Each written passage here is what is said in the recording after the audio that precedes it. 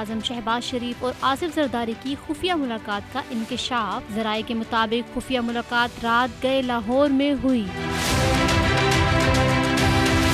PDM और इत्तेहादी जमातों के इजलास से कबल ही आसिफ जरदारी और इम्पोर्टेड हुकूमत के वजीर आजम शहबाज शरीफ ने रात गए चोरी छुपे मुलाकात कर ली। इमरान खान ने ज़िमनी इलेक्शन जीतकर सब जमातों को मुश्किल में डाल दिया। हालात यहाँ तक पहुँच गए कि अब मुल्क की बड़ी जमातों के सरबराहान भी चोरी छुपे मुलाकातें करने लगे।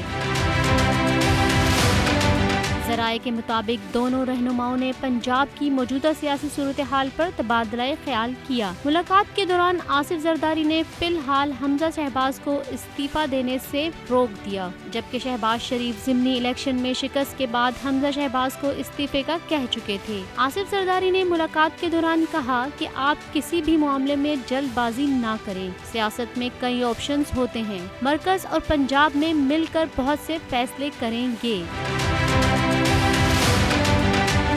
मुलाकात में दोनों रहनुमाओं ने आने वाले दिनों में इमरान खान के खिलाफ घेरा तंग करने का फैसला भी किया। मुलाकात के दौरान हुकूमत की तरफ से इमरान खान के खिलाफ तौहीन अदालत केस भी दायर करने का फैसला किया गया।